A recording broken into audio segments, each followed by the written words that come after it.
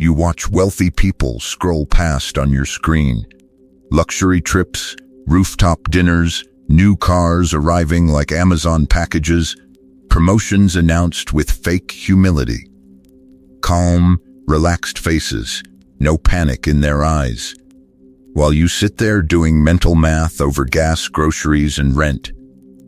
You watch them win while you count pennies. You drag yourself to work early, leave late, swallow disrespect, and tell yourself it will pay off. You budget. You coupon. You split the bill down to the cent. Yet every month ends the same way. Tension in your chest when you open your banking app. That quiet dread when a new bill hits. You were told this is what responsible, average adults do. So why does it still feel like drowning? You did what they said. Study hard. Get the degree. Be honest. Be agreeable. Don't rock the boat. You keep your head down while your boss, who works less than you, signs off early to play golf with another executive. Their hard work looks like handshakes and lunches. Your hard work looks like exhaustion and caffeine. The truth is simple but painful. Effort alone doesn't move you up. It just makes you useful to someone positioned above you. Deep down, you already sense something is off. You hear speeches about merit, about equal opportunity, about how the money game rewards discipline and talent. Then you watch some incompetent heir walk into a leadership role he didn't earn, while people twice as capable stay stuck under fluorescent lights. You're told the system is fair, but your own eyes call that a lie. Which one do you trust? Here's something nobody wants to admit. The rich are not playing the same game you are. They smile at the same stories about fairness, but they don't believe them. They treat those stories as tools to keep the average worker obedient, patient, and predictable. They focus on leverage, not labor. On control, not compliance. They position themselves so your effort flows upward into their wealth. 500 years ago, a man named Niccolò Machiavelli wrote down how power actually works. Not how it's advertised, how it works in palaces, boardrooms, and behind closed doors. This is forbidden strategy. He explained why appearances matter more than reality. Why leaders must seem virtuous while acting strategically ruthless. Why crowds cling to comforting illusions while predators quietly set the rules. What you're about to discover is that the game isn't rigged. You just don't know the real rules yet. In this video, we're going to expose 10 specific lies about money and power that Machiavelli warned about, and show you how the rich still use them to separate wolves from sheep. Think carefully about this, because once you see these lies, you can't unsee them, and you'll never look at your job, your boss, or the so-called winners the same way again. So let's rip the mask off. You were trained to believe life is a fair contest.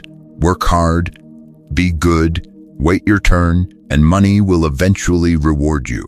But money doesn't care who deserves it. Money doesn't care how many hours you grind, how pure your motives are, or how loyal you've been. Money moves towards strategy, leverage, and those who understand human nature the way Machiavelli dissected it. Here's something nobody wants to admit. The money game is cold, predatory, and mathematical. The rich don't win because they pray harder or feel more deserving. They win because they study power the way you were told to study algebra.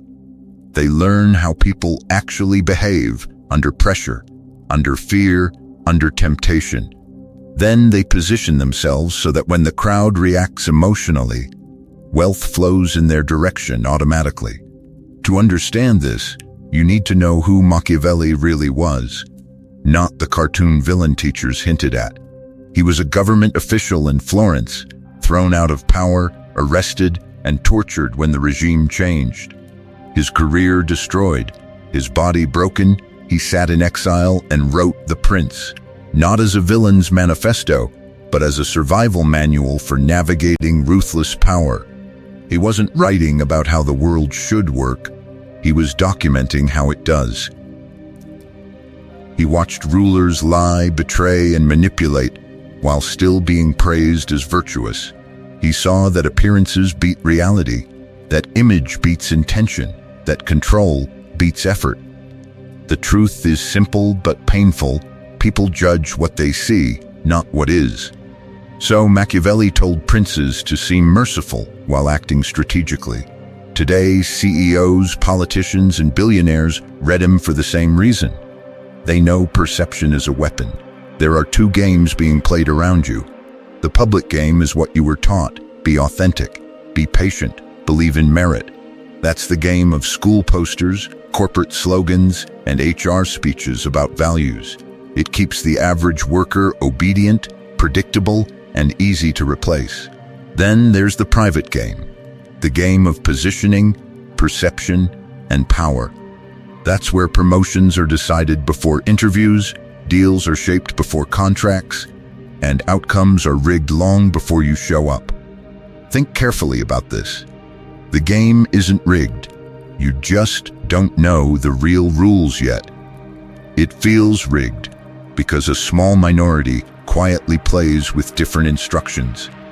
Not because of magic bloodlines or secret DNA, but because they were taught forbidden strategy you were never supposed to see. They study leverage while you study loyalty. They study influence while you study effort. They act like predators while you're trained to act like a permanent victim.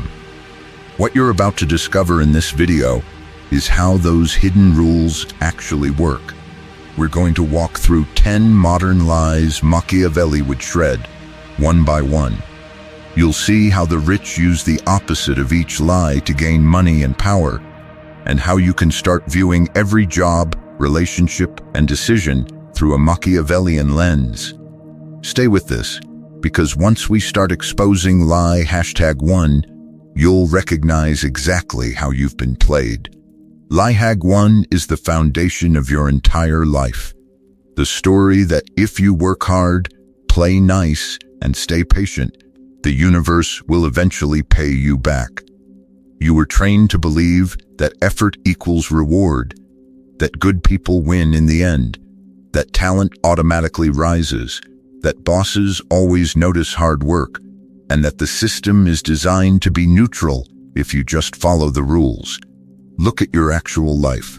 You grind, you deliver, you stay late.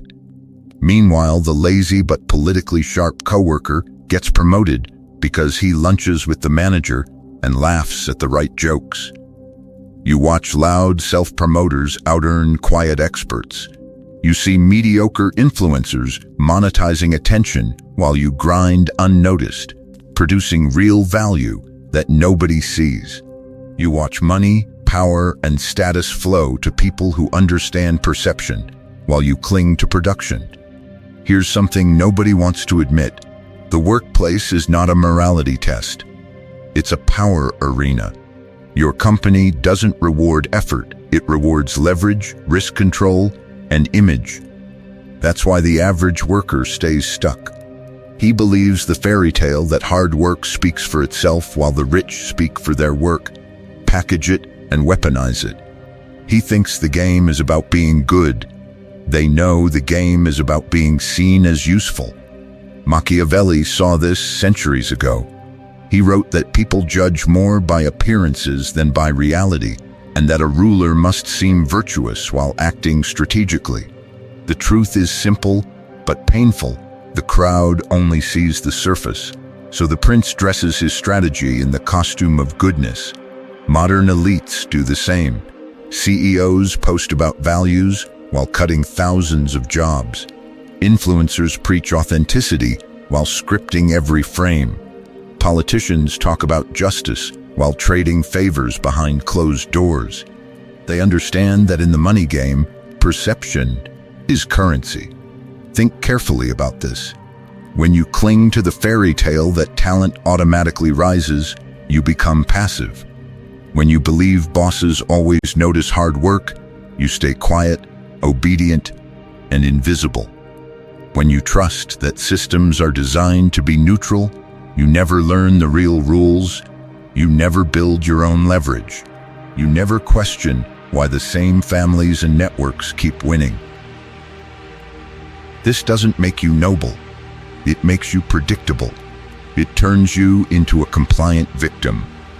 Predators can read you from a mile away. The loyal worker who won't leave, the honest buyer who overpays, the citizen who believes every polished speech. You are easy to manage because your emotions are wired to those fairy tales. Guilt keeps you in line. Fear keeps you from taking strategic risks. A craving to be seen as good keeps you from being effective. Here is the brutal shift. The system isn't your main prison. Your mindset is. Your trained obedience to these lies is the cage. The game isn't rigged. You just don't know the real rules yet.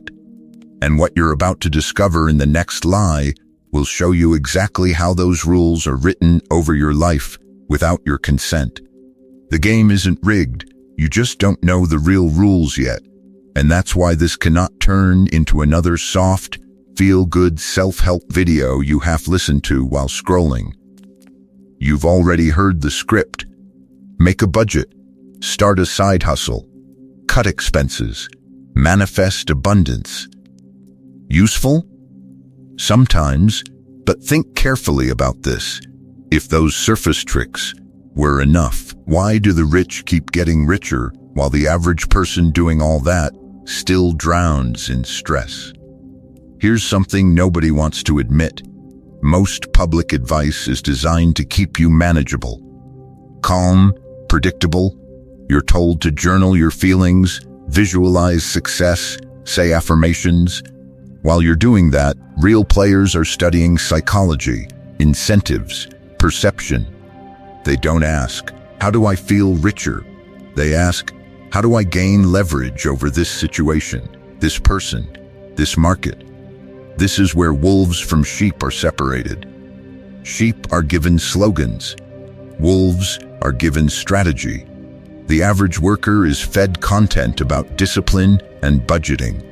CEOs sit in private rooms talking about regulatory capture, narrative control, and how to shift an entire industry's behavior with one announcement. Same world, different game. Machiavelli didn't write The Prince as a motivational quote book. He wrote it after being exiled and tortured as a survival manual for dealing with ruthless power. It was never meant for the crowd. It was written for princes, for people who understood that money and power flow to those who can control appearances, timing, and fear. What you're about to discover in these 10 lies is not how to feel better about your situation. This is forbidden strategy. This is the operating system behind how politicians win elections while pretending to be humble servants, how billionaires shape markets while tweeting like relatable underdogs, how a handful of investors buy assets for pennies when panic hits and then sell those same assets back to the crowd at a premium. You are not here to become slightly more organized. You are here to stop thinking like an ordinary person. When you internalize each lie and its opposite, you stop seeing salaries. You start seeing power positions. You stop seeing lucky breaks. You start seeing engineered outcomes. Careers, fortunes, reputations, you'll see the strings behind them. The truth is simple but painful. You've been trained to play the money game emotionally while predators play it strategically. But understand this clearly, the game isn't rigged. You just don't know the real rules yet. Learning them doesn't require you to become evil. It requires you to become awake, cold-eyed, and deliberate. You can stay a compliant, optimistic victim, or you can learn how the winners actually move. In the next lie, you'll see the first rule they would never explain to you directly. Because once you see it, you stop being easy to control. So let's confront the next lie head on, that smart, good people are naturally rewarded. You know that's what you were trained to believe. Study hard, be honest, work with a clean conscience, and money will find you. Look around. Does it look like that's how the money game actually works? Think carefully about this. The university professor with 3 degrees, razor-sharp intellect, and a wall of publications, drowning in student loans, trapped on a salary that barely moves. The nurse working double shifts, holding dying hands, absorbing everyone's pain, while her own body breaks down under stress and bills. The honest small business owner who pays every tax, pays every supplier, tries to do everything right, and lies awake at 3 a.m., wondering which payment to miss this month. These are not failures. These are sacrifices. Yet they die broke. Meanwhile, someone far less talented flips mediocre properties, arbitrages information, or runs a bland online brand and quietly stacks wealth. Not because they're better, because they play a different game. Here's something nobody wants to admit. Money doesn't flow to intelligence, talent, or morality. Money flows to strategy, leverage, and control. Machiavelli had language for this. He called it vert and fortuna. Fortuna is luck, chaos, the storm. Vert is not virtue in the moral sense. It is strategic courage, skill, and boldness, the willingness to seize the wheel when the storm hits. Power gravitates to the person who is prepared to exploit luck when it appears, not to the person who deserves it. The truth is simple, but painful. Luck visits many people. Only a few are positioned to convert it into power and wealth. Wealth, in reality, is strategic, not effort-based. The average worker sells time. The rich sell decisions. The average worker obeys rules. The rich design them. Money flows to whoever controls bottlenecks, narratives, and leverage points. The landlord controls the roof. The platform owner controls the audience. The investor controls the capital. Everyone else provides labor, emotion, and years of life to feed those positions. Money is not just comfort.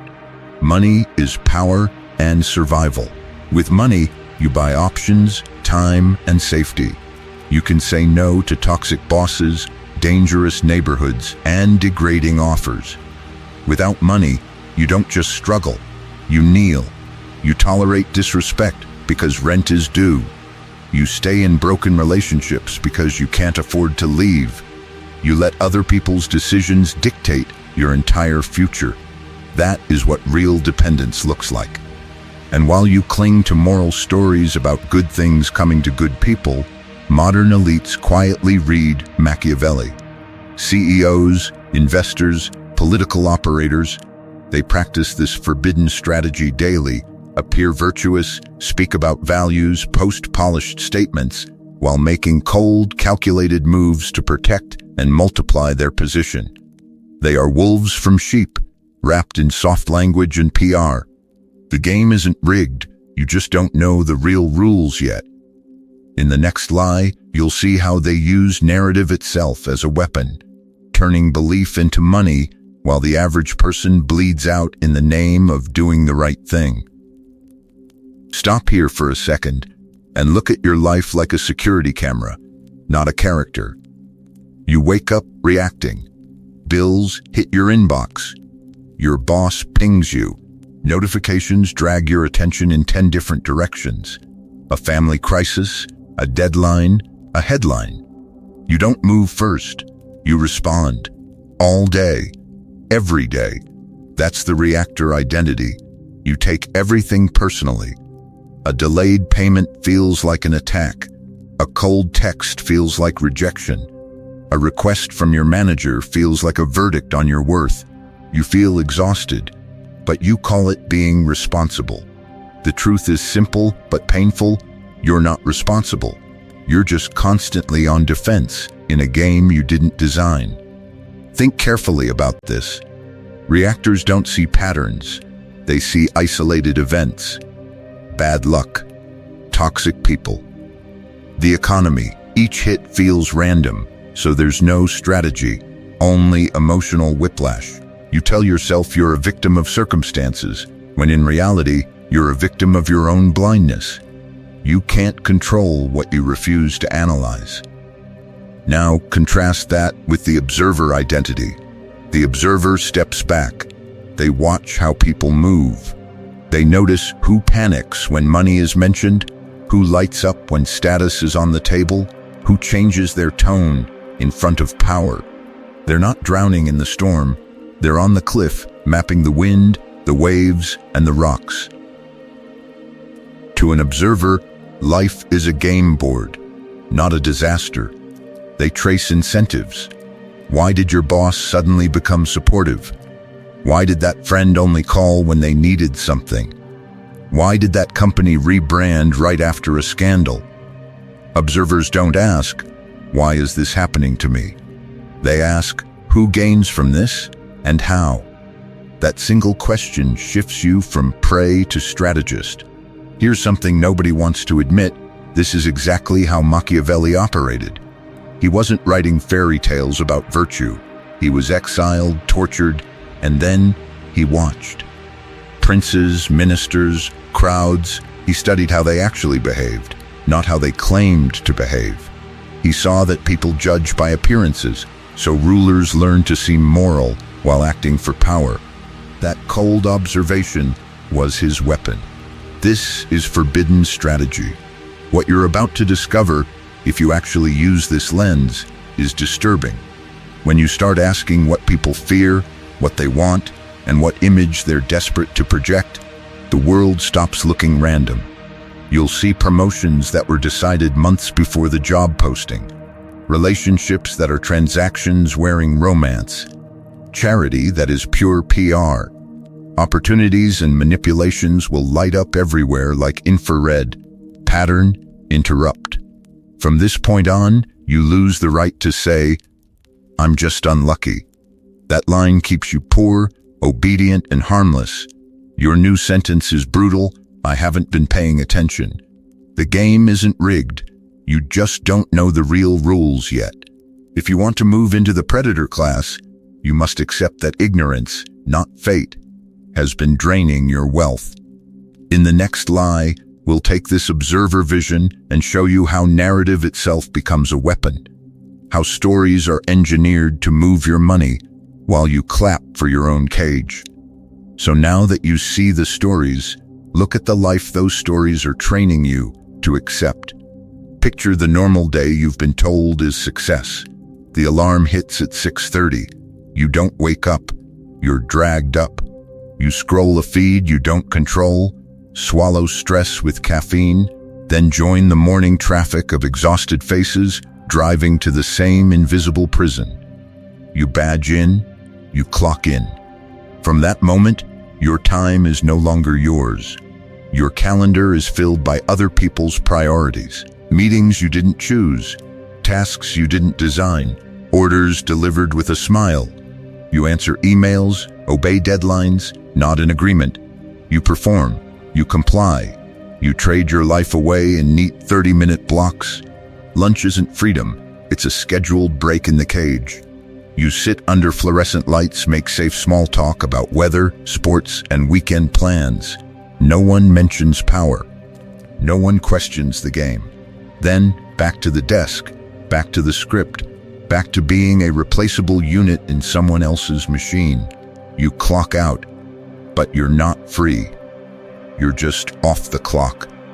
You commute home through the same traffic, collapse on the same couch, open the same apps. Netflix, food delivery, a little online shopping to reward yourself for surviving another day. Then sleep, alarm, repeat. Think carefully about this. At what point in that cycle did you actually decide anything that mattered? Here's something nobody wants to admit. The average life is a beautiful cage. The bars are padded with a paycheck, health insurance, streaming platforms, and endless entertainment. It feels safe. It feels familiar. But safety without leverage is just captivity with better branding. The truth is simple but painful. The average person sells time for money. The rich sell decisions. You grind for 8 hours to earn a fixed wage. They move a finger, sign a document, shift a budget, and millions of dollars respond. That's leverage. Systems, assets, positions where other people's effort, attention, and fear convert into their wealth while they sleep. Inside the cage, you're trained to believe a set of comforting lies. Trust the company. HR cares about you. Politicians will fix it. Loyalty is rewarded. If I just keep my head down, I'll be fine. Each belief is a lock on the door. It keeps you obedient, predictable, non-threatening, a perfect victim in the money game. Machiavelli warned that most people prefer safety over freedom, appearance over reality. Rulers, he said, can rule through fear and spectacle because the crowd wants to be managed. Look around. Corporate slogans, political theater, social media outrage cycles. Same strategy. Different costumes. This is forbidden strategy. Keep the average person entertained and slightly afraid, and they will police their own cage. In the next lie, we'll expose how that cage is reinforced, not just with routines, but with identity itself, and how the stories you repeat about who you are silently decide which side of the bars you live on. That cage doesn't just live in your routines, it lives in what you believe about yourself. And one of the strongest bars is this: if I work hard, someone will notice. You grind. You stay late. You take on extra tasks.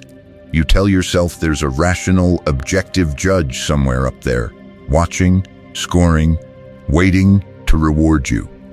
Here's something nobody wants to admit: that judge doesn't exist. There is no invisible referee in the money game. There are only humans with limited attention, limited energy, and their own interests. The truth is simple but painful. People in power are overwhelmed. They sit in back-to-back meetings, drowning in emails, fighting fires you never see.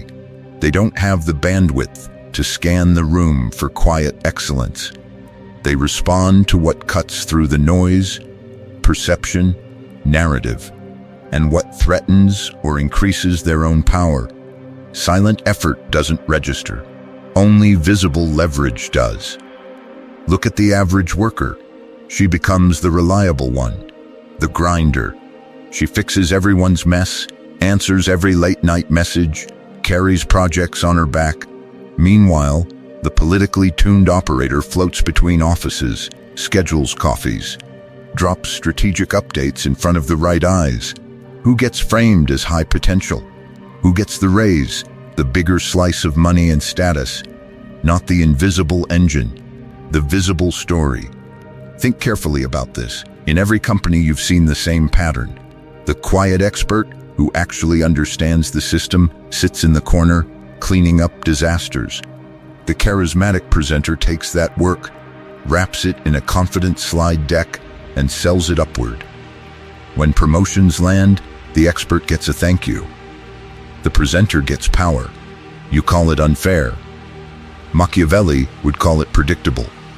He wrote that men in general judge more by the eye than by the hand. They see what you appear to do, not what you truly do. That's his appearance principle. A prince, he said, must learn to seem virtuous, competent, decisive, even when his real actions are ruthless. Power depends on managing what is seen. Money follows the same rule.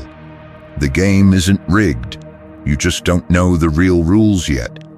So when you rely on hard work alone, you're not being noble. You're being naive. You turn yourself into a perfect victim for predators who understand perception. They harvest your effort, then package it as their own value. They rise. You stay. What you're about to discover is that you must treat visibility as a weapon. Control what is shown and what is hidden. Learn when to speak and when to stay silent. Learn how a single sentence in the right room can outweigh a month of quiet labor. In the next principle, we'll break down exactly how to do that without becoming a clown, and how the rich turn appearances into a shield a sword, and a ladder you never saw was there. So here's your first real weapon, and it's not what you think. It isn't a clever line, a perfect pitch, or some viral trick. It's silence. The rich understand this instinctively. The powerful rarely overshare, over-explain, or race to fill every gap. They let the room breathe. They let other people talk themselves into weakness. Here's something nobody wants to admit. The person who talks least usually holds the most power. Machiavelli understood that rulers survive by controlling what is revealed and what is concealed. In modern terms, that means you stop performing and start observing. Every extra sentence you throw out in a negotiation, in a job interview, in a sales call, is a potential weapon handed to the other side. Silence keeps your cards hidden. Their words put their entire hand on the table. Look at the average worker. He walks into a salary meeting already nervous, already apologizing. He explains his rent, his bills, his loyalty, his hard work. He fills every second because the silence scares him. The manager just listens, collects data, watches him signal desperation, insecurity, and low status. Who has leverage in that exchange? Not the one babbling, the one who can sit still. Think carefully about this. Humans are deeply uncomfortable with silence. In the money game, that discomfort is a predictable glitch you can exploit. When there's a pause, most people rush to fill it with concessions, discounts, secrets, or self-sabotaging confessions. I can go lower. I'm fine with less. I don't really have other offers. The truth is simple but painful. The one who can stay calm in silence controls the frame, and the frame controls the outcome. So how do you weaponize this? In a salary negotiation, you state your number once, clearly, then shut up. No nervous justifications. No discounting yourself in real time. Let them squirm. Let them reveal the budget, the constraints, the real ceiling. In a business deal, you ask one sharp question. Where exactly are you losing money? And then you listen. They will tell you their fears, their weaknesses, their urgency. In networking, you stop pitching yourself like prey. You ask about them, and then you go quiet. They will brag, confess, and expose their priorities while you gather intel. This is forbidden strategy because it flips your identity. You stop acting like a victim begging to be chosen and start acting like a hunter evaluating targets. Silence becomes the moment where other people expose their needs, limits, and pressure points. That's what separates wolves from sheep. The game isn't rigged. You just don't know the real rules yet.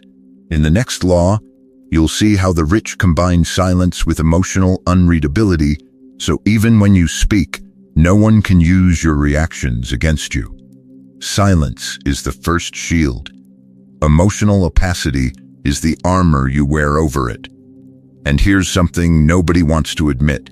The world trained you to take that armor off in public and call it authenticity.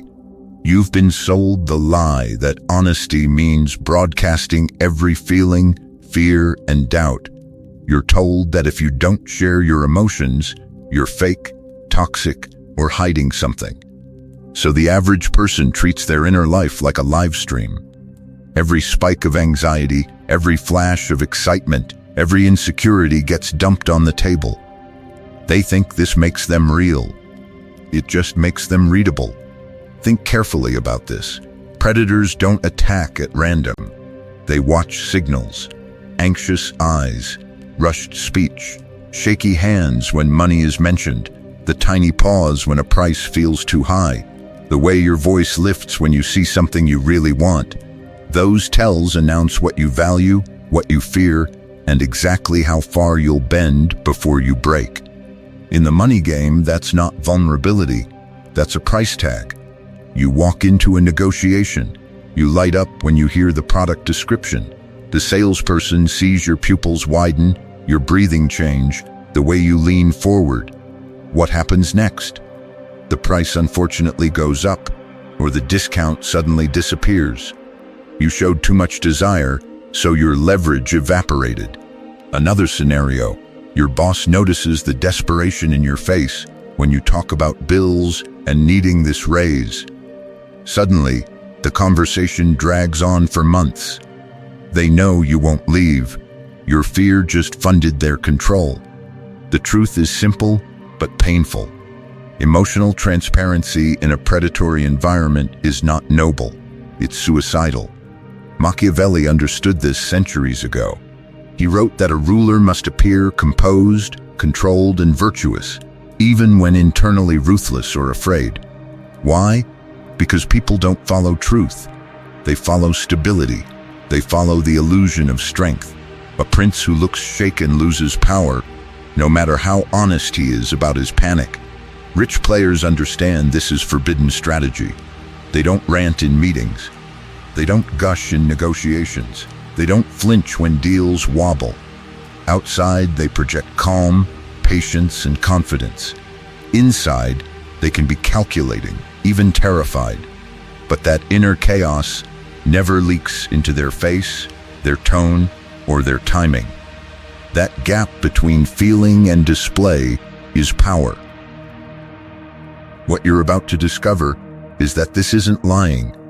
You can be brutally honest about your goals, your standards, your values, while refusing emotional nudity. You can say, "This is what I want," without showing how badly you want it. Becoming unreadable isn't deception. It's refusing to hand your power to anyone studying your reactions. In the next law, you'll see how the rich weaponize this unreadability even further, turning their controlled surface into a mirror that forces everyone else to reveal themselves first. Weapon 2 is emotional opacity, becoming smoke. You're there, but nobody can grab you. They see your face, hear your voice, watch your timing, and still can't read what you actually feel. That's not personality. That's a trained weapon. Emotional opacity is the disciplined habit of controlling every visible reaction. Your expression, your tone, your pauses. You stop giving strangers a live feed of your inner world. Think carefully about this. The average person leaks everything. Excitement when they like a deal. Panic when money is tight. Anger when they feel disrespected. Predators study those leaks and adjust the game around them. Here's something nobody wants to admit. In the money game, the one who can be read loses. When people can map your emotions, they can predict your moves. When they can predict your moves, they can control your options. When they can control your options, you become a convenient victim in someone else's strategy. So, you reverse the chain. When you're unreadable, you become unpredictable. When you're unpredictable, you're uncontrollable. When you're uncontrollable, you're perceived as dangerous. Dangerous people get room, respect, and better terms. That's how wolves from sheep are separated in real negotiations. Picture this. You're offered a deal you secretly love. The average worker lights up, leans forward, starts agreeing. The rich hold a neutral face, same slow breathing, same calm tone. Interesting, I'll need time to review the numbers. No rush, no visible hunger. The other side suddenly wonders, did we offer too much? That doubt is leverage. You created it by refusing to gush. Same with insultingly low offers. Average people flinch, defend themselves, argue. The Machiavellian response? No visible reaction. You look at the number like you're reading the weather, not aligned with my range. Then silence. You don't explain your worth. You don't emotionally negotiate against yourself. You make moves without telegraphing them. You quietly save when others flex on social media, posting cars and trips they can't afford. You keep your face calm during market panic while the crowd screams in group chats. You study, wait, then buy assets while they're dumping at a loss. The truth is simple but painful. Wealth flows to those who can stay emotionally cold when everyone else is burning. This is forbidden strategy in a culture that worships authenticity as emotional nudity. You don't fake feelings. You simply stop broadcasting them to people who can weaponize them. You quit jobs, renegotiate contracts, move your money, and you do it without advance emotional trailers for your decisions. How do you train this? You run drills. Daily, pause 2 seconds before answering questions, especially when you feel triggered. Lower your emotional volume in meetings. Speak slower when you want to shout. Observe your own impulses like you're watching a stranger. Interesting. That's anger. That's fear. That's greed. Observation breaks possession.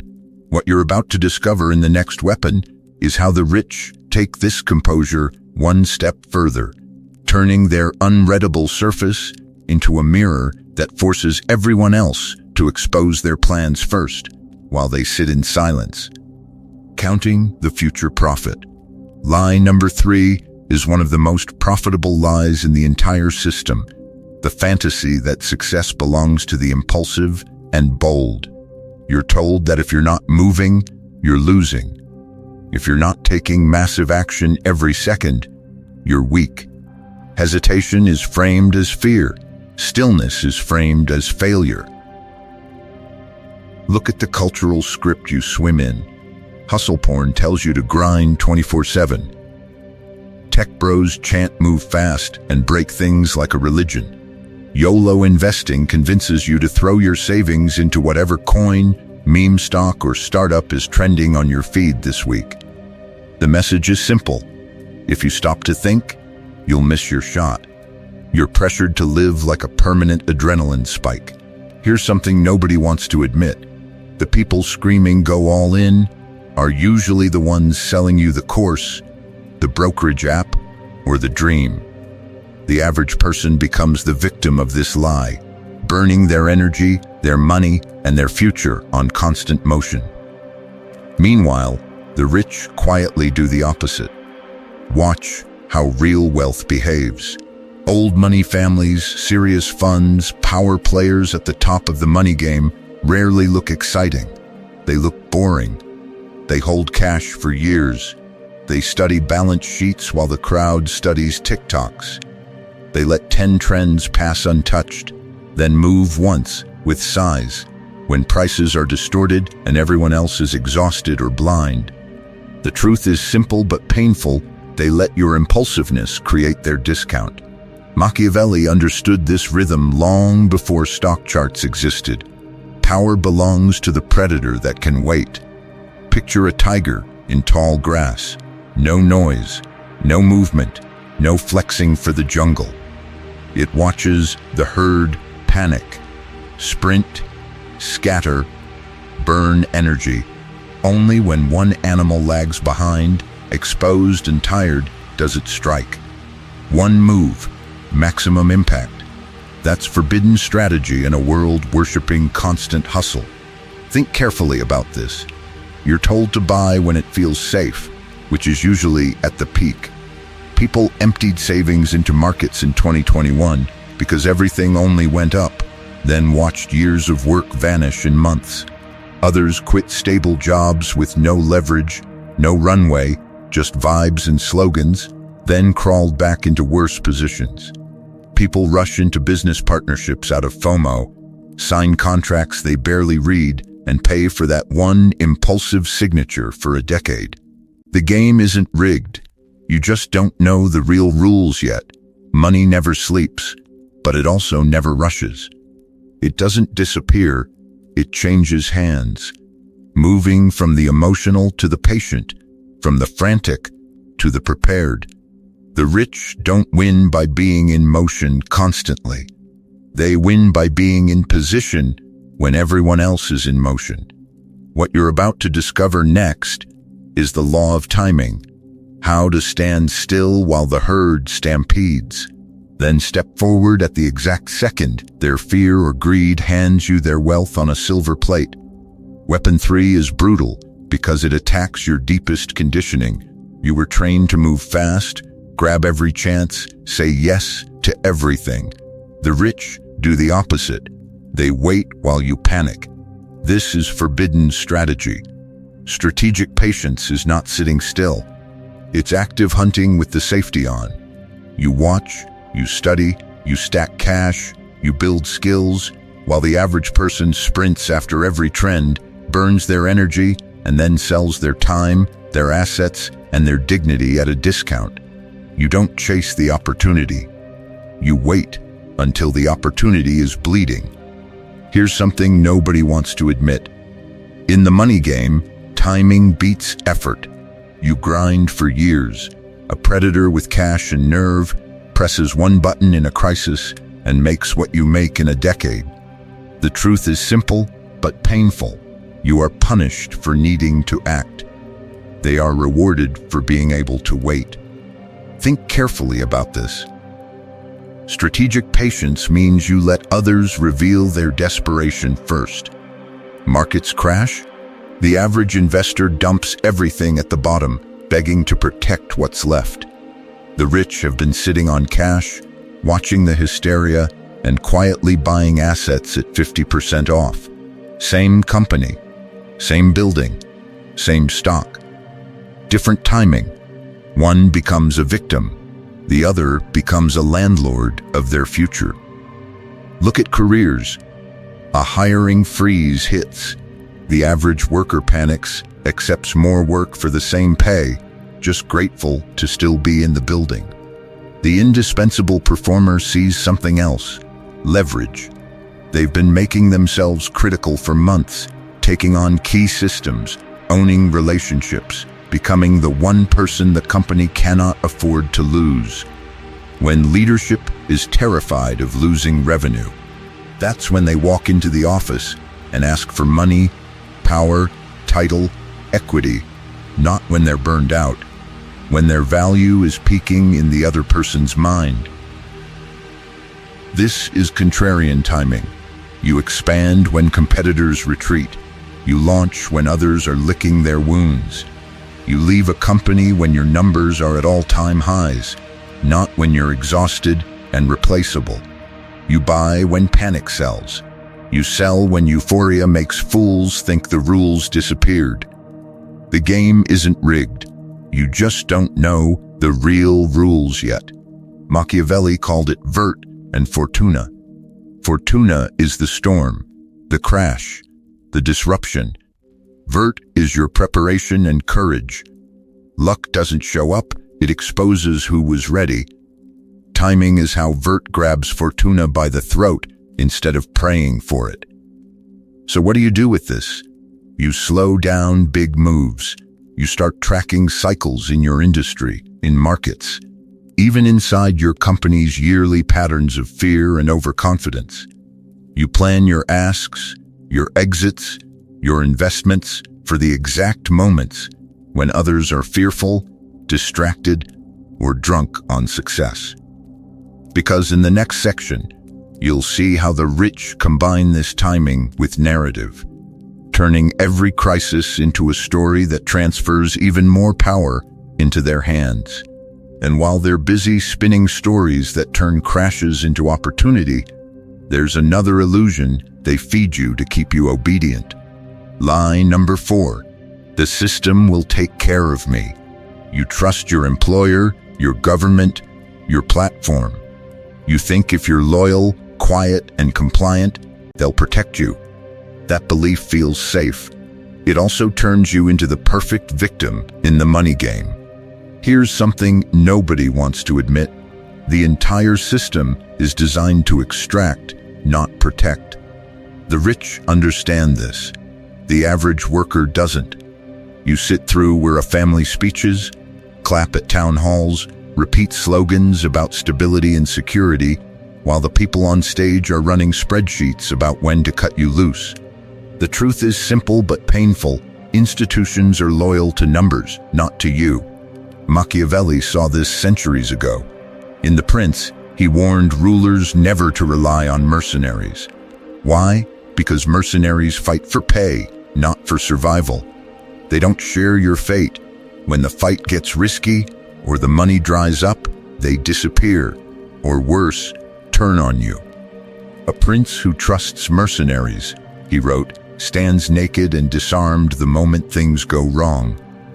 Think carefully about this. In modern life, you are the one acting like that prince.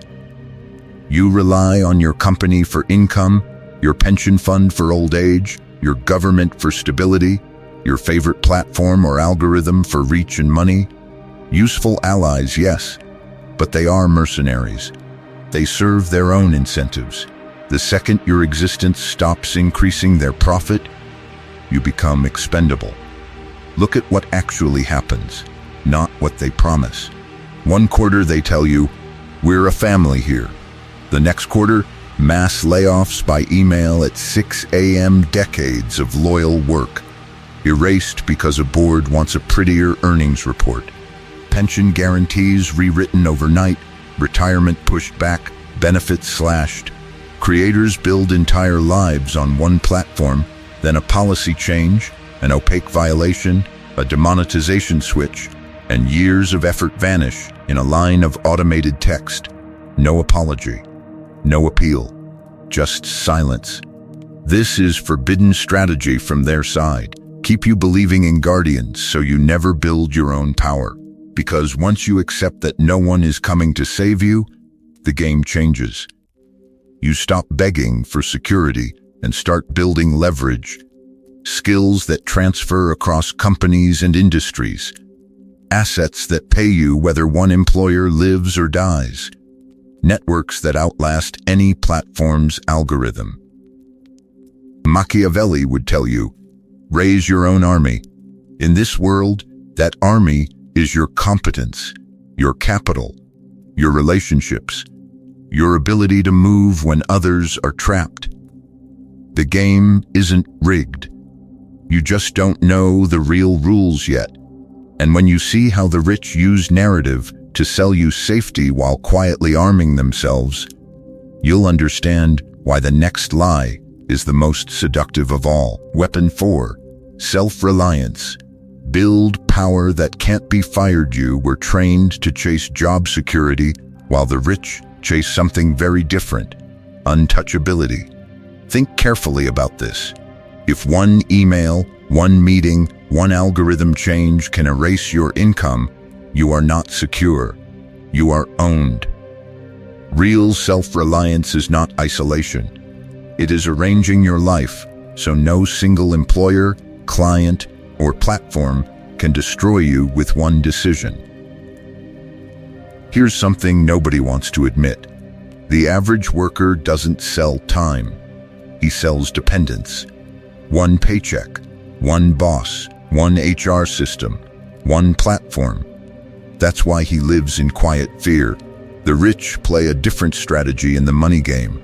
They build leverage that survives layoffs, bans, and cancellations. They can be fired from a role without being removed from the game. What you're about to discover is simple, but ruthless.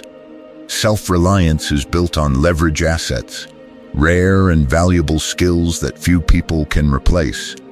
Ownership stakes that keep paying even when you sleep. An audience or network that follows you, not the logo on your badge. Liquid capital that lets you walk away from bad deals, bad treatment, and bad cities. When you have those, no becomes a weapon, not a risk. Machiavelli learned this the hard way. He served the Florentine Republic, trusted the system, and when power shifted, he was arrested, tortured, exiled. Overnight, his status, salary, and influence were gone because his entire position depended on one political structure.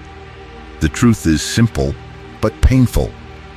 He had power, but not leverage. The prince was his attempt to claw back relevance, a strategic letter to new rulers saying, I understand the rules, use me. It was the writing of a man trying to rebuild leverage after losing everything. Look at your own life through that lens. If your company vanished tomorrow, what comes with you? Your documented processes, your portfolio, your relationships, or just your job title and a useless name tag? This is forbidden strategy you quietly build a second skill line while you still look loyal. Coding and sales. Design and copy. Operations and capital raising. One skill gets you in the room. The second makes you non-replaceable and portable. Pattern interrupt. Stop thinking in salaries. Start thinking in streams. You don't need 10 on day one. You need one job plus one small client, one product, one rental, one newsletter. Then you negotiate for equity or performance-based upside instead of only fixed pay. The rich do this constantly. They trade short-term comfort for long-term control. Your identity must shift. You are not an employee begging for stability. You are a small but growing power center that allies with institutions while never depending on them. You use companies, platforms, and clients as temporary vehicles, not as gods. The game isn't rigged. You just don't know the real rules yet. And when you see how the next lie keeps you emotionally chained to your masters, you'll understand why most people stay obedient even when the door of the cage is already open. Lie number 5 is the leash around your neck. If people like you, you'll be safe. You were trained to smile, agree, and soften every edge, as if the path to power is paved with approval. But look at your life. Has being agreeable ever stopped predators from using you? Or has it just made you easier to control? Here's something nobody wants to admit. The system doesn't reward the most liked. It rewards the most respected. And respect is born from boundaries, not from being endlessly pleasant. Machiavelli understood this centuries ago, which is why he asked the question your managers, parents, and teachers never want you to ask, is it better to be loved or feared? His answer was brutal and precise. If you must choose, it is safer to be feared than loved. Not because cruelty is powerful, but because love is unstable. People love you when you're useful, when you're compliant, when you make their life easier. The second your needs clash with theirs, that love evaporates. Fear, in Machiavelli's sense, means something else. A clear understanding that there are consequences for crossing you. Think carefully about this. In the modern world, fear is not terror. It's a quiet awareness of your standards. It's the coworker who knows you won't absorb their workload. It's the boss who knows you will walk rather than accept disrespect. It's the friend who knows you don't tolerate lies. That's not cruelty. That's control. You aren't a victim of other people's priorities anymore. Look at the average worker. There's the nice employee who never says no, always available, always agreeable, always overloaded. Their reward? More work, less money, zero leverage. Management loves their attitude but never promotes them into real power. Why would they? A compliant tool is more valuable staying exactly where it is. Then there's the eternal team player who covers every shift, absorbs every crisis, smooths every conflict. The office praises them. HR calls them a culture hero. Yet when cuts come, they're the first sacrificed. Because admiration without respect doesn't protect you. In the money game, they were useful, not powerful. Social life is no different. You know the pleasant friend everyone invites, everyone vents to, everyone leans on. But when serious decisions get made, they're excluded. People like their presence, but they don't fear losing them. That's the line between ornament and asset. The truth is simple, but painful. You don't need universal likability. You need selective likability and broad respect. You want some people to genuinely like you, and everyone to understand that exploiting you carries a cost. This is forbidden strategy because it turns you from prey into a player. The game isn't rigged. You just don't know the real rules yet. And the next lie is even more seductive because it tells you that authenticity means showing everything, even when that transparency hands your enemies the blueprint to break you. Authenticity without boundaries is just self-exposure. You show the world who you are, then let anyone walk in and rearrange the furniture. Here's something nobody wants to admit. People don't respect what you say you value. They respect what you protect with consequences. Think carefully about this. Human nature is not neutral. People test limits. They push deadlines, ask for one more favor, request discounts, and stretch your time, especially when you never push back. Predators scan for victims who won't say no. The average person calls this being nice. The rich call it being exploitable. The game isn't rigged. You just don't know the real rules yet. Machiavelli understood it clearly. A prince who never punishes, who never enforces laws, doesn't seem merciful. He seems weak. When laws exist only on paper, chaos follows. In your life, boundaries that you never enforce are exactly that, fake laws. You announce standards, then reward people who break them with more access, more time, more chances. You train them to keep pushing. Strategic boundaries are different. They're not emotional outbursts, they're lines. Your availability, your pricing, your workload, your standards of respect, communicated calmly, enforced consistently. No drama, no essays, just rules. I don't answer work messages after 7. I don't discount my rate. I don't accept unpaid extra tasks. That's it. The truth is simple but painful if you don't set these lines. Someone else will set them for you, in their favor, not yours. Then comes the part most people avoid, consequences. This is forbidden strategy because it feels cold, but it's how you train people how to treat you. When someone crosses a line, you don't argue. You adjust access. You respond slower. You raise the price next time. You remove privileges, or you walk away entirely. Exploiting you must have a cost, or it will become the default. Example, your boss adds just a few extra tasks outside your role. Unpaid, you say. That's outside the original scope. I'm happy to take it on if we adjust my title and compensation, or we can keep my responsibilities as agreed. Calm, clear. If they refuse, you stop absorbing the extra work. No secret overtime to prove yourself. You let the pain of unfinished tasks teach them your value. Another, a client keeps expanding the project without paying more. You say, what you're asking for goes beyond our initial agreement. We can add that, but it will be a separate package at X price. If they push, you pause the work until payment matches scope. You're not rude, you're in control. In relationships, when someone only calls when they need something, you stop being instantly available. You take longer to reply. You stop rearranging your life. If they complain, they reveal their real interest, access without cost. This is how wolves from sheep are separated, not by speeches, but by boundaries with teeth. And what you're about to discover next is even more uncomfortable, because it forces you to weaponize something you've been trained to treat as sacred, your own story. Lie number 6 is one of the most profitable lies in the money game. The idea that being authentic means saying everything you think, the second you think it. You've been trained to believe that if you filter yourself, you're fake. That if you don't speak your truth in every room, you're a coward. Here's something nobody wants to admit. The people at the top almost never do this.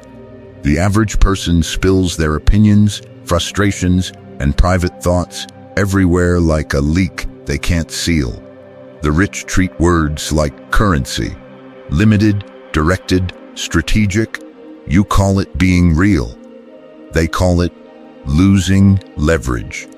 Machiavelli understood this centuries before social media turned oversharing into a religion. He told rulers to appear honest, open, even blunt, while carefully deciding what to reveal and to whom. He knew the crowd judges by appearances, not reality. So you look sincere, but you never hand over information that can be used against you. That isn't hypocrisy, that is control. Think carefully about this. You don't get punished for what you feel. You get punished for what you say in the wrong place, at the wrong time, to the wrong person. One impulsive tweet destroys a decade-long career. One "I just had to say it" rant in a meeting brands you as a problem, not a leader. One late-night post, one screenshot, and your future closes silently behind doors you never even knew existed.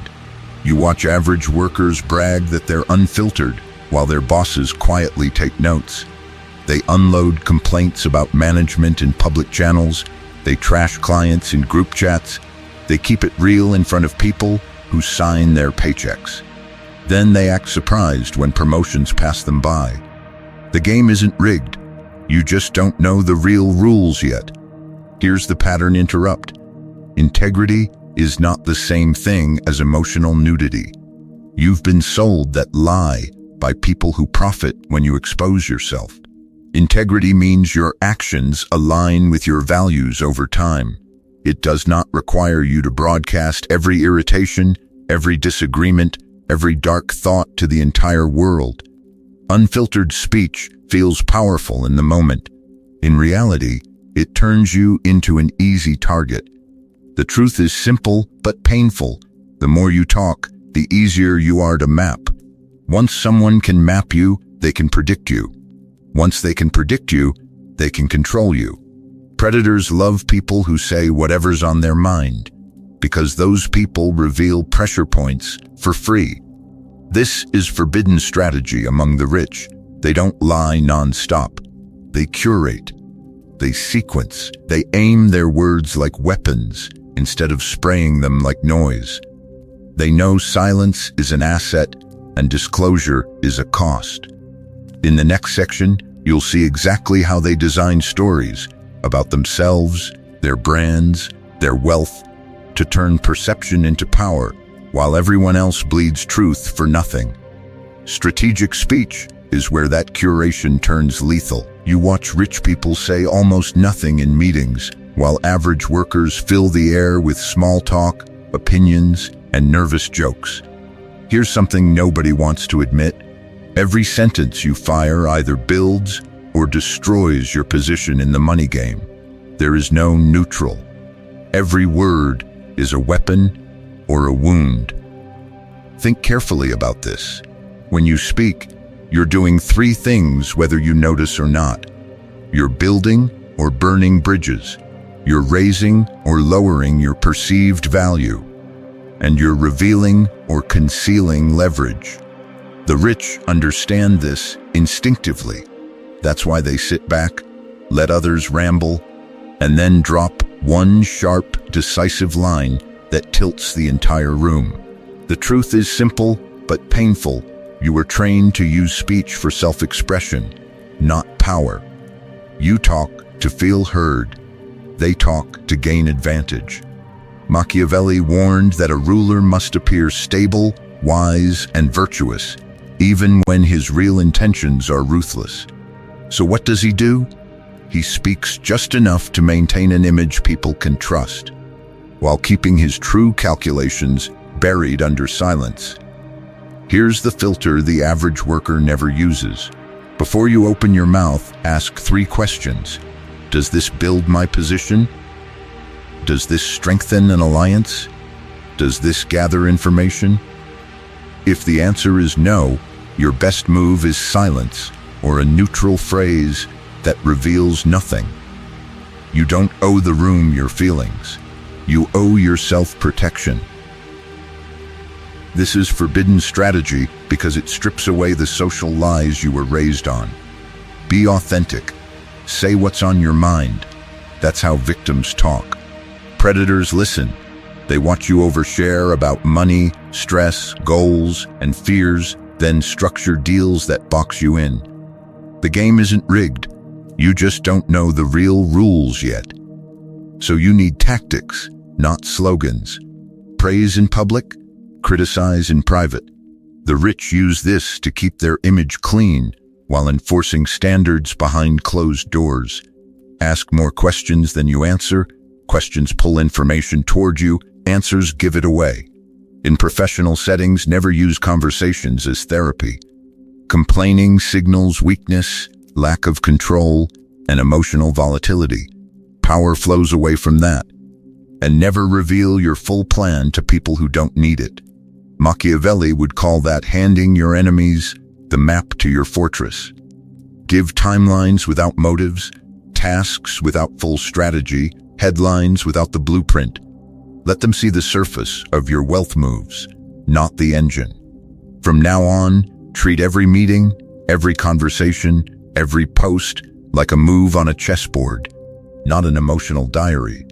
What you're about to discover in the next section is how the elites wrap these controlled words in narratives so persuasive that people beg to be used as pieces.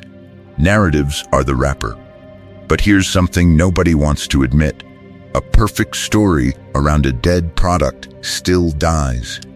The rich know this, so they secure something you've been trained to ignore: distribution, backing, and alliances. You, on the other hand, were fed a different fantasy.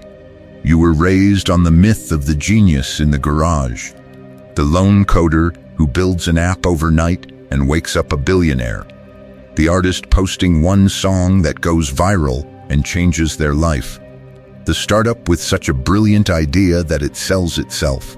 This myth is seductive because it lets you avoid politics, relationships, and power. You tell yourself, if I'm talented enough, I don't need anyone. That belief doesn't make you pure. It makes you prey. Think carefully about this. The world is full of people better than you at something. Better coders, sharper thinkers, stronger creatives. They die broke, unknown, and exhausted. Their work sits on hard drives, in notebooks, in abandoned prototypes. Meanwhile, you watch average products dominate, average personalities explode online, average businesses pull in absurd money. Why? Because the money game doesn't reward raw talent. It rewards leverage. The truth is simple but painful.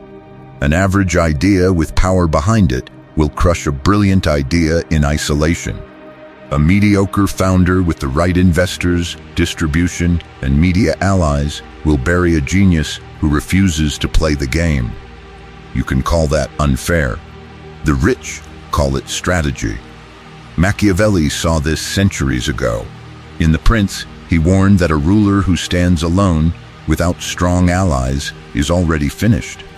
He wrote about managing factions, securing powerful friends, balancing fear and loyalty so no single group can isolate you. Power to him was never just about personal skill. It was about who would fight for you when the knives came out. Translate that to now. Your factions are investors, mentors, gatekeepers, algorithms, platforms, and early customers. These players decide whether your work gets seen or buried.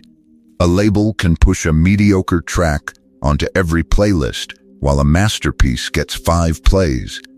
A big creator can mention a product once and move more units than a lone genius can in 5 years. Visibility is not organic. It's engineered. This is forbidden strategy for the average worker because they're told alliances are dirty and politics are beneath them. So they stay pure, isolated, and powerless, while predators build webs of backing that make their moves unavoidable. Here's the part you were never taught. Rich people don't just build products. They build networks. Coalitions, silent armies of distribution that tilt every launch in their favor. And in the next section, you'll see how they weaponize those networks with narratives so powerful that people feel honored to be used as their unpaid sales force. Those networks only matter if they have teeth. You don't need more contacts in your phone. You need people who will move when you move, defend you when you're attacked, and expand your reach while you sleep. That's not networking. That's alliance. Here's something nobody wants to admit. Networking is a comfort drug for the average striver. You go to events, shake hands, collect LinkedIn connections, and feel productive. But when it's time to ask for real money, real access, real protection, silence. Because those people were never invested in your rise. They were just names. Alliances are different. An alliance is when two or more players tie their fortunes together so each gains leverage they could never buy alone. Reach for you, reputation for them. Distribution for you, product for them. You stop chasing attention and start engineering mutual dependence.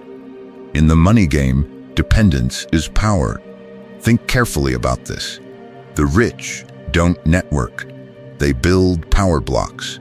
A hedge fund doesn't just know a lawyer, it keeps a law firm on retainer that kills problems before the public ever hears about them.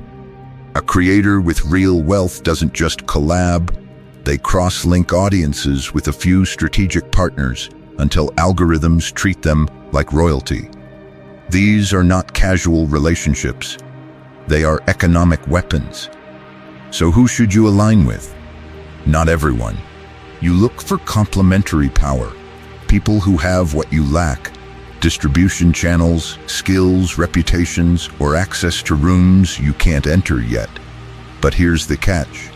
They must also need what you bring. Otherwise, you're a fan, not an ally.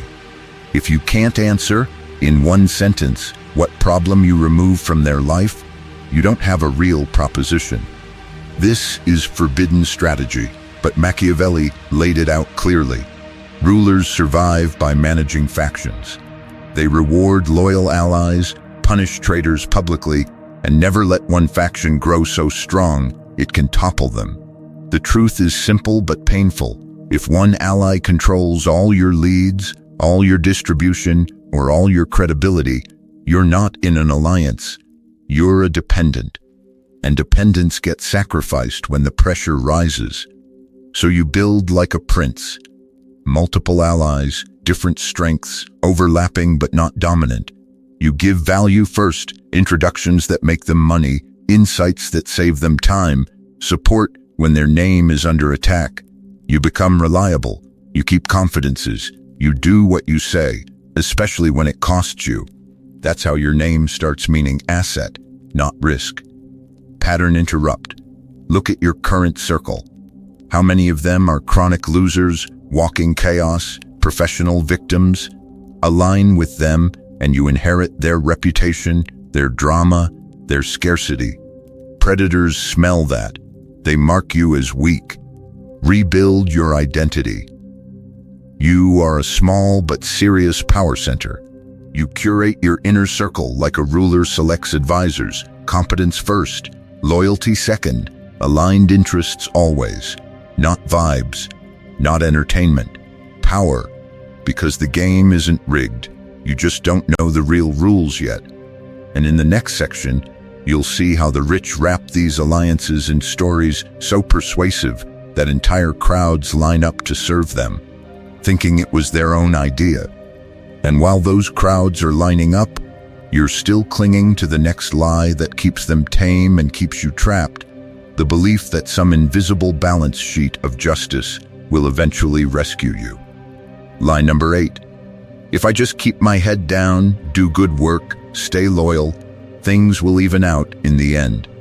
You tell yourself the loyal employee gets protected, the honest player gets rewarded, the quiet contributor gets noticed. The truth is simple but painful. That's not how power behaves. Machiavelli watched rulers rise and fall in a world far harsher than yours. His conclusion? Men are ungrateful, fickle, and driven by self-interest, not by some cosmic scorekeeper. He warned princes to plan for betrayal, for ingratitude, for people abandoning them the second rewards dry up. Think carefully about this. If a ruler with an army can't rely on people to do the right thing, what do you think protects an average worker with a laptop? Look at what actually happens. The loyal employee who stayed 25 years, skipped vacations, trained the new hires, he gets discarded 3 months before retirement because a spreadsheet says his salary is inefficient. The honest competitor who follows every regulation, watches a rival bend the rules, bribe the right inspector, and walk away with the contract. The quiet genius who built the system gets passed over for promotion, while the political operator who flatters the right executive walks straight into the corner office. Here's something nobody wants to admit. The universe doesn't care. There is no automatic refund for being underpaid, overlooked, or used. There is only leverage or lack of it. Justice systems exist. Contracts exist. Company policies, HR procedures, professional norms, all exist. But they are not laws of physics. They are pieces of paper and social rituals enforced by human beings with incentives, fears, blind spots, and limits.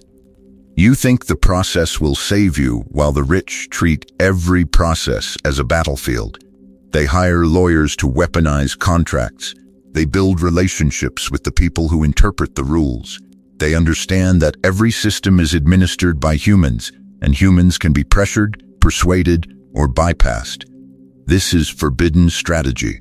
Stop worshiping systems as gods and start seeing them as tools. What you're about to discover, if you're honest, is that waiting for some future correction is a passive strategy. It turns you into a victim in the money game. You absorb abuse now, expecting a payout later that never comes. Your only protection is repositioning. You learn to negotiate instead of accept. You document value instead of assuming someone will notice. You diversify income so one boss, one client, one platform can't destroy you with a single decision. You stop trusting that effort guarantees reward and start building leverage so walking away is always an option. Because the game isn't rigged, you just don't know the real rules yet. And in the next section, you'll see how those rules are wrapped in narratives so seductive that even smart people volunteer to be exploited. So now you understand leverage and escape routes. But here's something nobody wants to admit. None of that matters if your self-image is a fantasy. Illusions don't just feel good, they get you killed in the money game. You think you're valuable, while your boss quietly treats you as disposable. You think a client would never leave while they're already testing your replacement. You think your relationship, your job, your income are stable, until one email, one meeting, one decision erases your position overnight. Illusions delay action. Delayed action turns you into a victim. The truth is simple but painful. Overestimating your value makes you arrogant in negotiations. Underestimating your replaceability makes you reckless with risk. You pass on opportunities, you demand too little or too much, you trust people who are already planning around you. Then you call it bad luck. It wasn't luck, it was bad assessment. Machiavelli warned princes about this. A ruler who misjudges the strength of his army, the loyalty of his people, or the condition of his fortresses doesn't lose gradually. He loses suddenly. One invasion, one betrayal, one uprising, power gone, wealth gone, territory gone. That's exactly how modern careers and businesses collapse. Not from one big mistake, but from years of lying to yourself about your real position. So you need a power audit. No drama, no ego, just numbers and facts. What are your unique skills that actually move money or power? Not what you enjoy. What the market would pay a premium for. How replaceable are you at work, really? If you disappeared for 3 months, would revenue stall, or would they plug in another average performer by Monday? Then, your financial runway. How long can you survive if income stops? Weeks, months, years? That number is your real freedom score, not your salary. Next, your network. Who would answer your call at midnight with real leverage, not sympathy? Who could open doors, move capital, or protect your position if predators circled? Finally, your single points of failure. One employer, one client, one platform, one partner. Anywhere one no can destroy your life, you are not powerful. You are exposed. Think carefully about this. This is forbidden strategy because it strips away comforting lies. You must admit where you're just nice to have instead of mission critical, where your skills are generic, where you've been coasting on reputation, on tenure, on the illusion that loyalty will be rewarded. It won't. Only leverage gets rewarded. But what you're about to discover is that brutal clarity is a weapon. Once you see your real position, you can decide, skill up, change environments, renegotiate from strength, or quietly prepare an exit while everyone assumes you're loyal and locked in. That's how wolves from sheep are separated. And once you understand your true leverage, you'll finally see why the stories you've been sold about success are so dangerous, and who profits from keeping you blind. Lie number 9, that playing it safe is actually safe. You've been trained to believe that if you keep your head down, keep the same job, never negotiate, never invest, never rock the boat, you'll be protected. You think avoiding embarrassment, avoiding loss, avoiding difficult decisions is a shield. It isn't a shield. It's a leash. And here's something nobody wants to admit. In a moving world, standing still is violent risk disguised as comfort. Look at the average worker. He spends 30 years in one role, accepts every tiny raise, never questions the rules. He avoids investing because the market is dangerous, keeps his money in cash because that's safe, postpones the hard conversations about career, marriage, health, because they feel uncomfortable. On the surface, he looks responsible. Underneath, he is exposed to everything he refuses to see. Machiavelli watched this play out with princes, not employees. The ones who refused necessary risks, who clung to old alliances and old tactics because they felt familiar, were destroyed the moment circumstances shifted. New enemies appeared. New weapons emerged.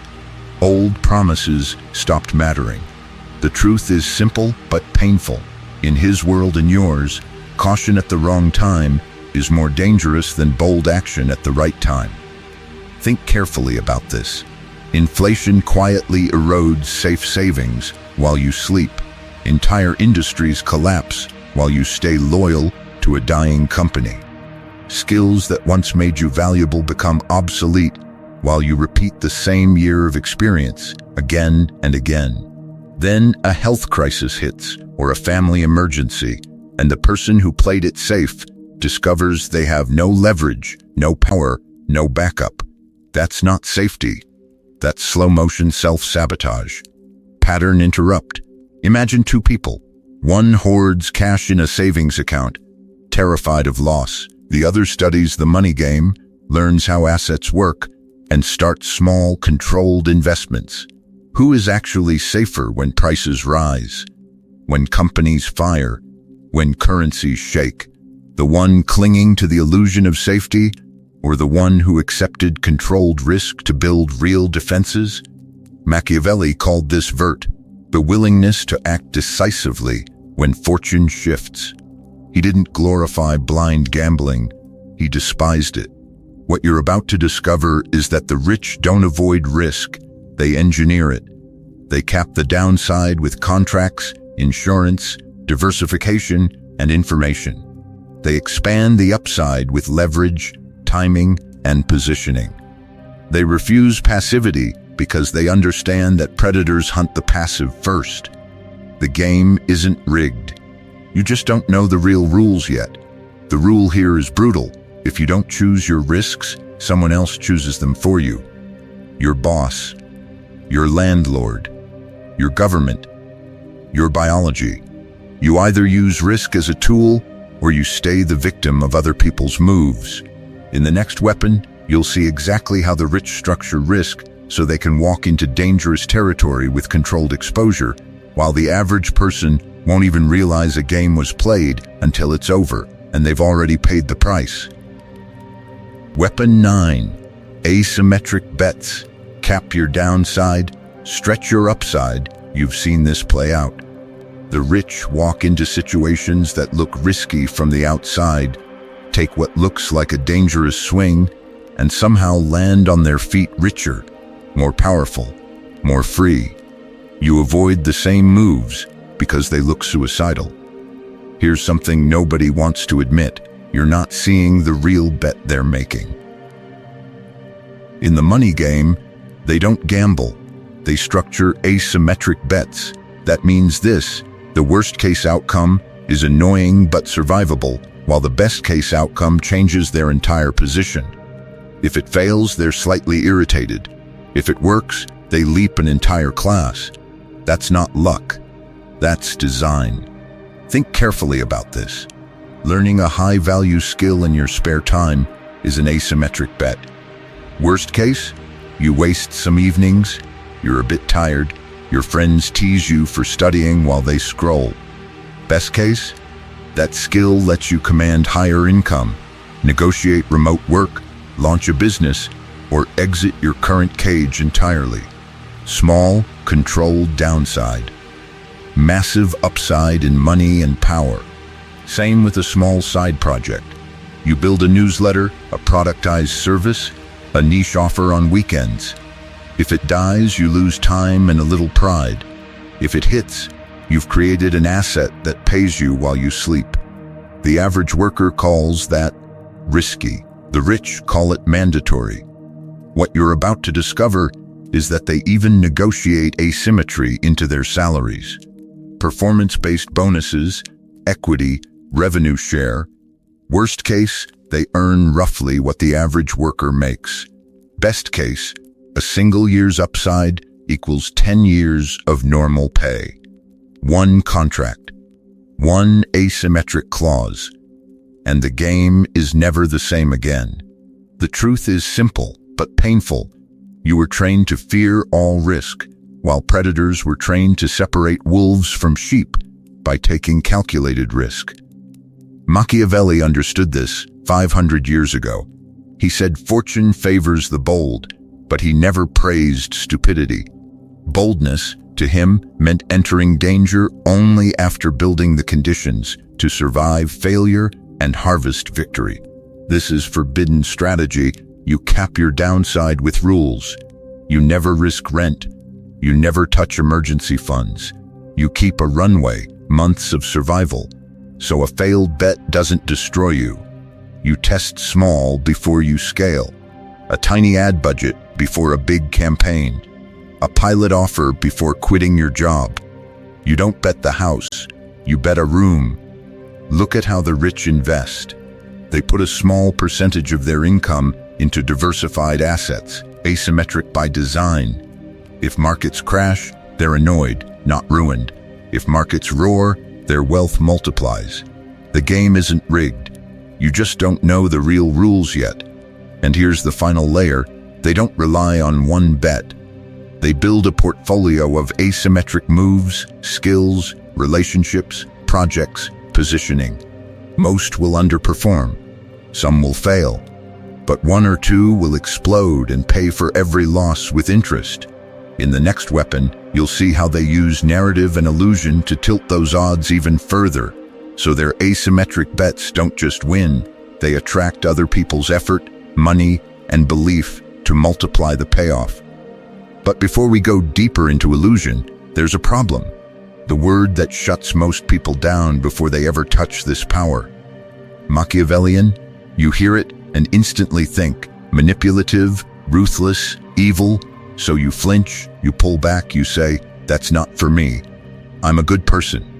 And in that moment, you hand the money game to people who are not. Here's something nobody wants to admit. Your ego protects your poverty. The rich read Machiavelli in private, while the average worker rejects him in public to protect a clean self-image. You say, I don't want to be like that, while they quietly study how people actually behave, how power really moves, how perception replaces reality. They treat it as strategy. You treat it as sin. You need to understand what you're rejecting.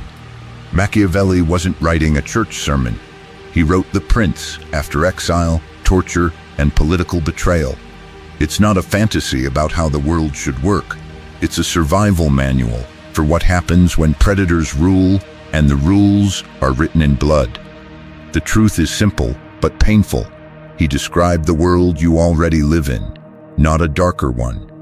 When he says people judge by appearances, not reality, look around. That's branding. That's social media. That's every CEO pretending to care about values while firing thousands to protect quarterly numbers. When he says power flows to those who understand human nature, that's modern politics, corporate hierarchies, and the office gossip who somehow never gets laid off. This isn't ancient history. This is your paycheck. So what you're about to discover is not how to become evil.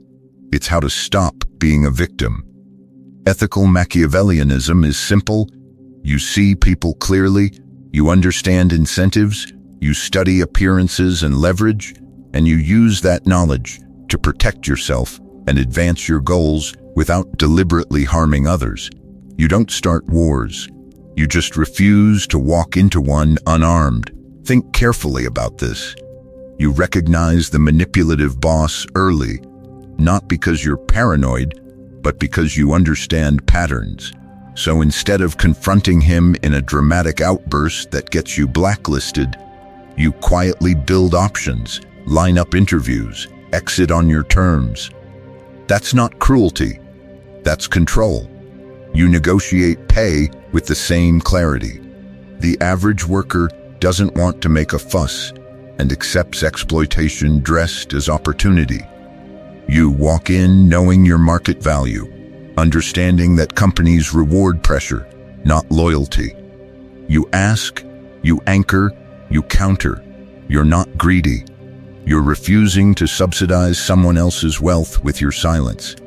You use this realism with money too. You build financial independence so you're never forced into unethical choices just to survive. You stack savings, skills, and side income, not because you love hustle culture, but because you know dependence is the first chain predators lock around your neck. Refusing to learn these rules doesn't make you pure. It makes you predictable. And predictable people are easy to control. The game isn't rigged. You just don't know the real rules yet. In the next section, you'll see how those rules are weaponized through story itself, how narrative turns ordinary products, people, and even you into symbols that either attract power or bleed it out. So understand this, learning these rules doesn't turn you into a monster. It turns you into someone who can walk through a hunting ground without confusing it for a picnic. You're not adding fangs, you're building armor. Here's something nobody wants to admit. The people who refuse to study power don't become noble. They become prey. You see it in the office, in relationships, in the money game. The average person gets guilt-tripped into unpaid work, pressured into being a team player, emotionally blackmailed with lines like, "If you really cared, you'd do this for me." That's not morality. That's manipulation, wearing a mask. Realism is how you strip the mask off. When you understand incentives, you stop getting shocked by behavior. A boss who dangles a promotion but never delivers isn't forgetful. Their incentive is to squeeze more output for the same salary. A friend who only shows up when they need money isn't busy. Their incentive is access, not loyalty. Think carefully about this. When you see the incentives, you stop taking the attack personally and start defending strategically. That defense starts with red lines, not slogans, decisions. What will you never do for money, power, or status? Lying about safety data to protect a rich client. Sabotaging a colleague who trusted you. Selling out a loyal ally because it's convenient. If you don't define those lines in advance, the pressure of the moment will define them for you. And in high-pressure games, people without lines become tools for those who have them. The truth is simple but painful. You either use Machiavelli's lens defensively, or someone uses it on you offensively. You learn to read fear and greed in a negotiation, or you walk out with the worst terms while thinking you won.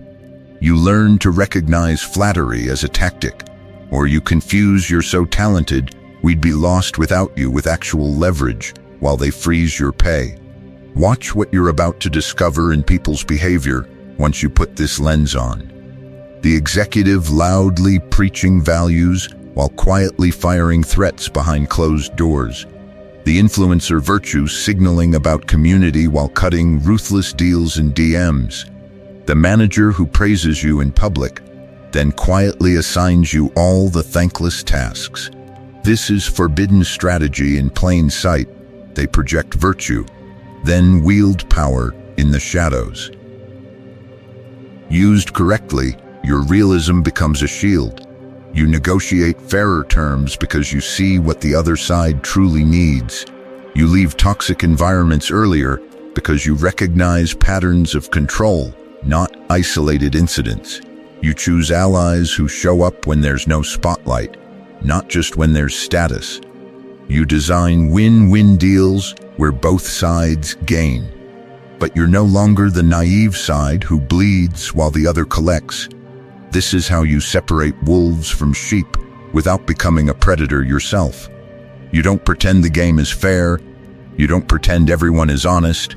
You see the battlefield clearly, then decide what kind of player you will be. You're not becoming a villain. You're becoming dangerous to the people who rely on your blindness. And once you understand that armor, you're ready for the next level, how story itself becomes a weapon.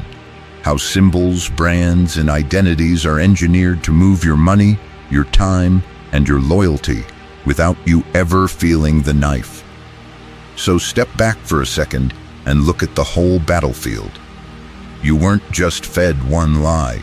You were raised inside a full operating system. Effort equals reward. Emotional transparency is virtue. Bold impulse is courage. The system will save you. Be liked, be authentic, trust your talent, trust fairness, play it safe, and whatever you do, don't be Machiavellian because that's evil. That's not guidance. That's domestication. It turns you into predictable prey. Wolves from sheep in one generation. Now line up the counterweapons you've been handed. Silence instead of nervous explanation. Emotional opacity instead of bleeding on the table.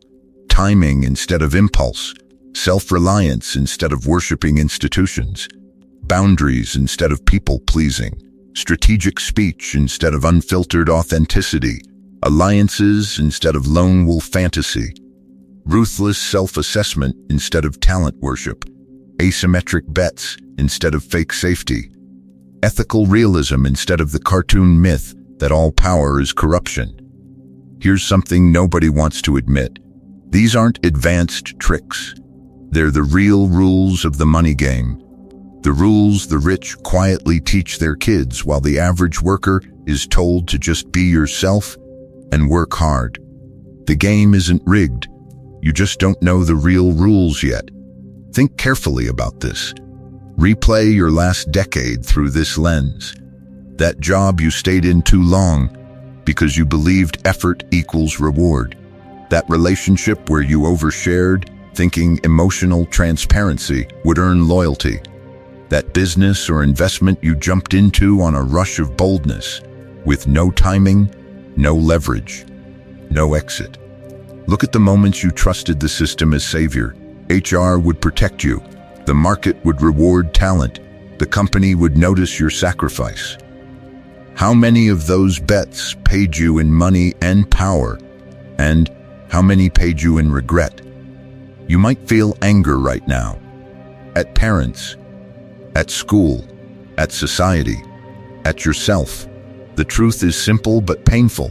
You were trained to be easy to read, easy to please, and easy to replace. That emotion you feel is not weakness. It's the first signal that your victim script is cracking. So run a different projection. 12 months from now, you walk into negotiations silent, unreadable, instead of babbling. You set hard boundaries with clients and managers who drain you. You stop broadcasting every thought online and start using strategic speech to shape how people see your value. You build one alliance that opens doors your talent alone never could. You place one asymmetric bet on a skill, an asset, or a position that can't be capped by an hourly wage. You stop tolerating disrespect, underpayment, and fake safety nets because you finally see the pattern. What you're about to discover next is how story itself is weaponized. Not just your emotions, but your identity, your dreams, your sense of who you are in the hierarchy. If the lies shaped your life, the stories programmed your mind. That's the next layer of control you have to break. Stories programmed your mind. Now you rewrite the main character.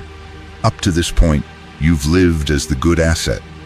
Hardworking, nice, obedient, reactive, you take orders, absorb stress, and trust that if you just keep your head down, someone above you will notice and reward you. Look at the average worker. That identity is his prison. He is predictable. He is safe to exploit. Here's something nobody wants to admit. The rich do not see themselves as employees in the money game.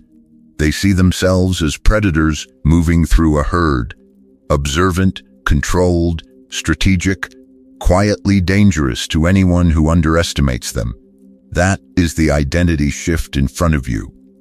From obedient worker to cold observer. From please pick me to I pick my moves. The truth is simple but painful. As long as you define yourself by effort and niceness, you will attract users, not allies. You react to everyone's tone. They react only to your results. They study your weaknesses. You barely study their patterns. That ends now. Your new default mode is observer. Every room becomes data. Work, family, group chat, social media. You are no longer just participating. You are watching. What do you watch? Incentives, fears, patterns.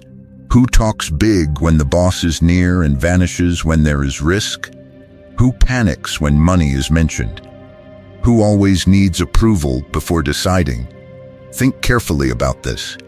A person's incentives tell you what they will do. Their fears tell you what they will never do.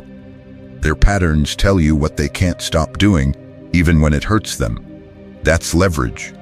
Machiavelli wrote The Prince for people close to power, not for peasants in the field.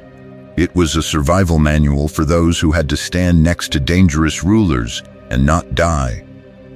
You are training to be that type of person in your own small sphere. Your office, your industry, your social circle. The game isn't rigged. You just don't know the real rules yet. So you start small. One silence you hold when you would have over-explained. One boundary you enforce when someone pushes past your limits. One emotional reaction you delay, even for 30 seconds, before you answer that email or message. One strategic question you ask instead of venting. What does this person gain if I stay exactly where I am? These tiny moves rewire identity faster than any motivational speech. This is forbidden strategy because it removes you from the victim role society assigned you. You stop assuming the game is fair. You stop assuming effort speaks for itself. You stop handing your power away for free through oversharing, blind loyalty, and unpriced favors. Quietly, you become one of the wolves from sheep. What you're about to discover next is how the stories you wear, your job title, your dreams, your morality costume, were engineered to keep you tame. Change the story, and entire hierarchies start to shake. So let's lock this in before your old programming drags you back to sleep. You've just seen 10 lies that keep the average person obedient in the money game, and 10 weapons Machiavelli would hand you instead. The truth is simple but painful. Power flows to those who see through illusion and act on what people really do, not what they pretend to believe. Lie 1. Hard work will be noticed. Weapon: silence and strategic visibility. You stop broadcasting effort and start placing your wins where the right eyes can't ignore them. Lie 2. Authenticity means saying everything you feel. Weapon: emotional opacity. You become unreadable on command, so no one can drag you around by your reactions. Lie 3. Good intentions are enough. Weapon: results in controlled appearances. You learn that people judge what they see, not what you meant, so you shape the surface while you engineer the outcome underneath. Lie 4. Just be nice and people will treat you well. Weapon: boundaries and selective distance. You reward strength, not neediness, and you stop volunteering for the victim role. Lie 5. Loyalty to one master keeps you safe. Weapon: self-reliance and replaceability. You build your own leverage so no single boss, client, or platform can choke your income. Lie 6. Real power is going it alone. Weapon: cold alliances. You align with predators when it serves you, knowing every alliance is temporary and transactional. Lie 7. Play it safe and you'll be secure. Weapon: rejecting fake safety. You understand that the stable job, the polite career ladder, the fixed salary are just soft cages. Lie 8. All risk is bad. Weapon: asymmetric bets.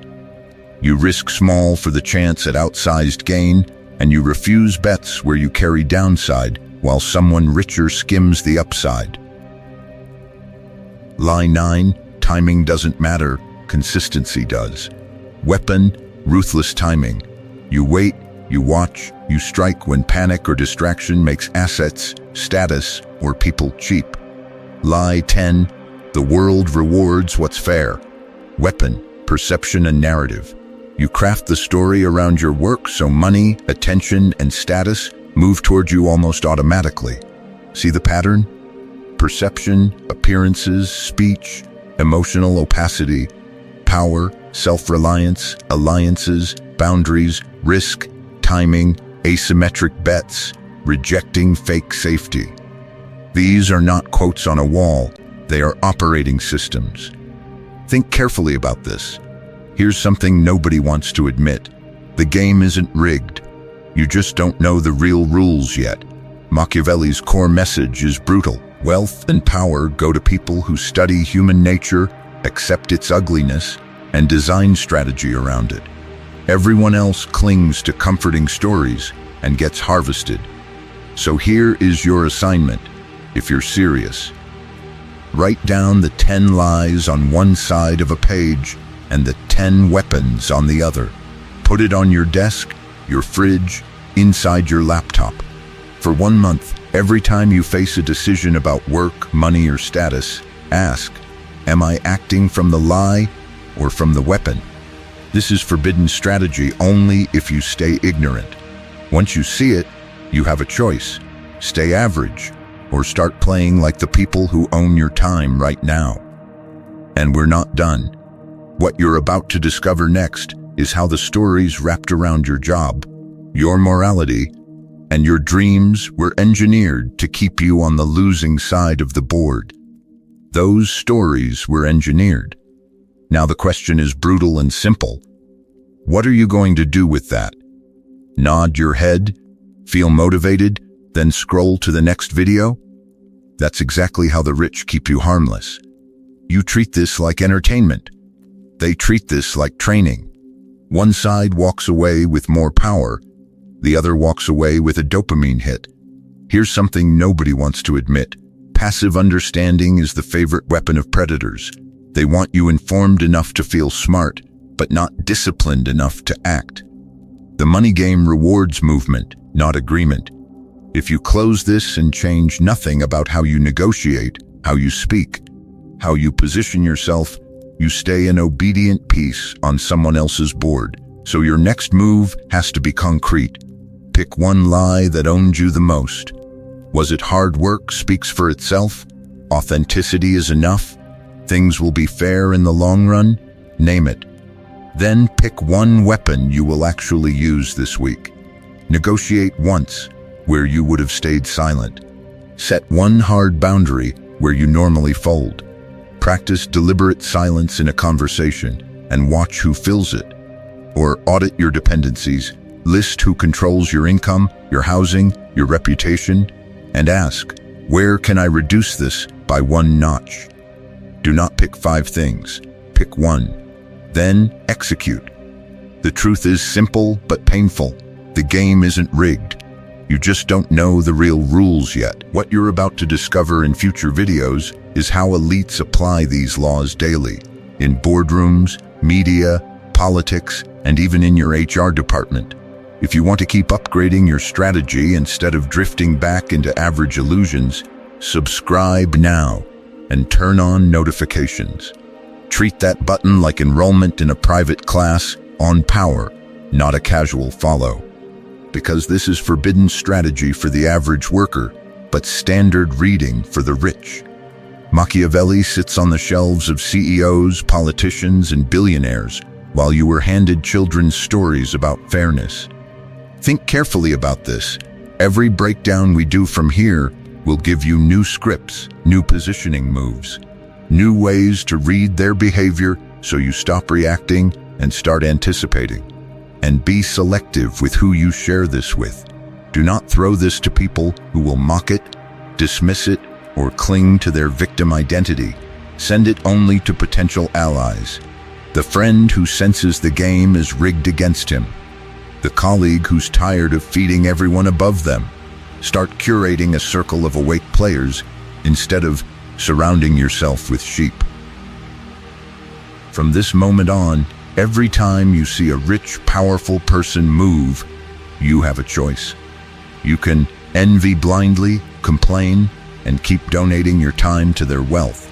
Or you can watch like Machiavelli, study the timing, the narrative, the leverage, and quietly reposition yourself.